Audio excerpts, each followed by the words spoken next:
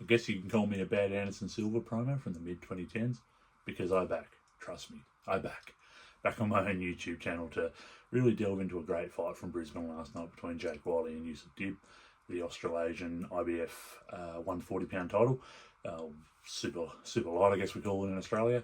And just really wanted to give that fight a bit of love because, for two reasons. One, big fan of these domestic barn burners where we get two guys who have stood out above the rest of the field for one reason or another, whether it's in-ring accolades or they've built a name for themselves and a bit of a reputation, get together and produce great fights, and last night's was another case of that.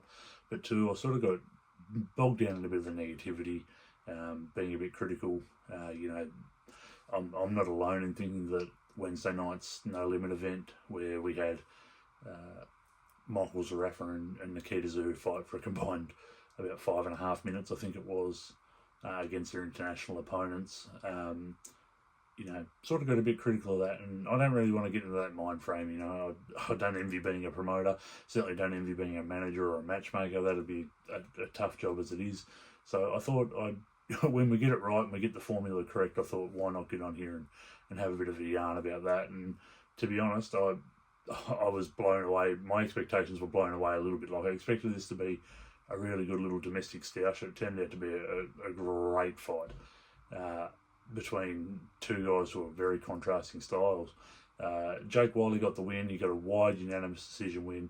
I believe the cards, according to BoxRec, but they were announced differently at the time, were 98-92 by two judges, which I thought was very, very wide, and 97-94, which is a little bit closer to the ballpark. Jake came out like a bull out of a gate, it's sort of characteristic of the way that he does fight, in the sense that once he's warmed into it, he'll go hammer and tong, and he'll really walk down guys and start the chase. But it's not really what we see in the opening rounds. But Jake really came out strong in this one, throwing combinations, trying to cut off that very small ring they had at the Fortitude Music Hall. And Wyllie Dib fought in very similar fashion to the way that he always does. A bit on the back foot, but elusive, trying to find openings, trying to find counters, and really did that across the first couple of rounds. Got a bit messy. Got very messy. Early on, and it was sort of a trend that followed. There were hits after the break. There were a number of times where they tangled and either or both guys landed on the canvas through a wrestle rather than a punch. A lot of like a bit of clinching, but not like a messy, slow, lumbering clinch. Like it was after a number of combinations, guys looking to tie up. And really, I think Wyllie was the deserved winner. But I really couldn't see it as wide as the judges had it. I thought maybe a 96-94, like he maybe, probably banked a few rounds and then maybe sealed it with a couple of the later ones. But, such wide scorecards didn't do justice to the performance that Wyllie Dib turned in, I don't think. And Yui's a credit to the scene down here, and I really love watching him fight. He's lost 3 of his last 4, but they've all been absolute tear-ups, and they've all provided entertainment. And, it must be hard trying to find his own lane. I certainly don't envy him, given that, he's a brother of a world champion. He's surrounded by an amazing team with the Hussein brothers there, and Billy Hussein's his lead trainer. I think he had Anthony Mundine in his corner last night as well. He was certainly there on the apron as they were announcing his name. It's not an enviable position, to be, I assume surrounded by some expectation, at least from the outsider's perspective. I don't know what it's like inside 4 walls, but to carve out a bit of a lane as this marketable guy in Australia, where he can constantly step up and be put into these great fights is a credit to him, And you just got to look back over the last 2 or 3 years where he's fought. Miles Zalewski fight, a bit rough and rugged, but a great contest. Fought Kai McKenzie, another great fight. But then more recently, and these are the ones that stand out, he had an absolute wall with Ibi Bala. And then the back-to-back Liam Wilson fights really showed that, he's got mettle, he's got a heart he's got a heart the size of Sydney, where he comes from, but also he's tough. He's so tough. And it's again a credit to him, but he's a credit to us as fight fans down in Australia. What he brings is entertainment value, and he packs a punch. And I thought he stung Jake Wyllie a couple of times last night, just watching through the TV, obviously.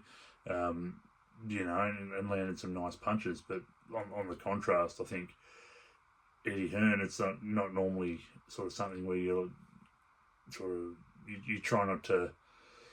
I guess as a media member, as silly as that sounds, but as a media member, I guess you try not to buy into the promoter speak straight away. But I sort of agreed with Eddie Hearn's assessment that it was sort of the work rate of Jake Wyllie that got it done, and that the judges' scorecards were a bit too wide.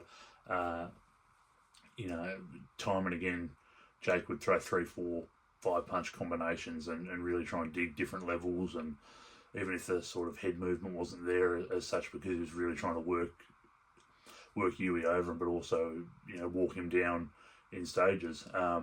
Sort of take 1 or 2 to give 4 or 5. I thought that's probably what did it for him. And I'd have to rewatch it again, and I would gladly do that.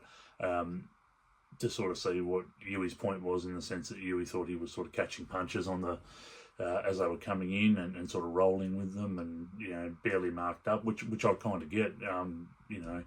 He's probably got a case to make there. I still thought Wyllie won, just optics and everything aside, but there was no losers here in terms of the people that sat and watched, and going forward, I guess I'm obviously still very interested to see where both guys go, but from Wyllie's perspective, there's really only one other guy at 140 at super light that stands out domestically. I guess we don't know what George Kambosos is going to do if he comes back into the ring. I guess time will tell. But I guess the only other guy standing out would be John Manu down in Melbourne, who's also world ranked. Jake Wyllie should be world ranked after this performance, you'd assume. Now he's got the IBF regional belt. So they're the two that stand out. I wouldn't mind seeing those two get it on, but Jake's sort of got a bit of a claim where he can say, okay, Lamparo's gone up to welterweight. George Kambosos, we don't know what he's doing. I went 12 rounds with George and put in a gallon effort. I proved that I'm sort of a similar ilk in a sense. Is he going to be our next player in that division? He's only 25. He's got a good team behind him in Fortitude. They seem to be putting him into good little matchups and good positions. Could he be the next guy to step up in that division and take another step? Eddie Hearn seemed to think post-fight that there's good fights for him in Australia, and I don't necessarily doubt that.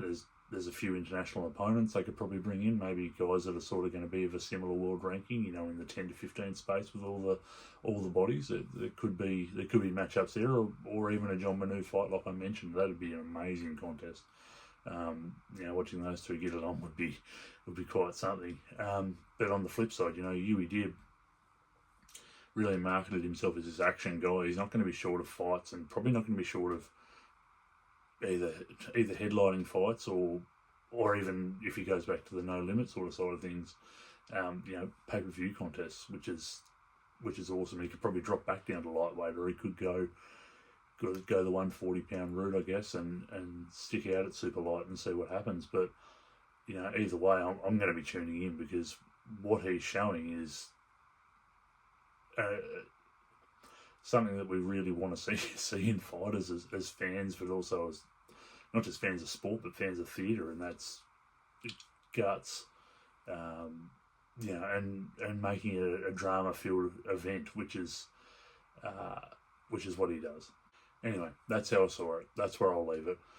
You guys let me know in the comments, or shoot me an email. I'm pretty sure that's attached to my profile. That's how much I've used this app. But shoot me an email if you want to get in touch and talk the fight. I'm happy just to even chat about what I saw and what you guys saw, and if you thought the same. But another great fight produced by these two guys, and looking forward to the next step. But that's where I'll leave it. Happy Sunday. Enjoy the rest of your night, and hopefully Monday's not too cruel to you guys in the office or wherever you may work. Cheers.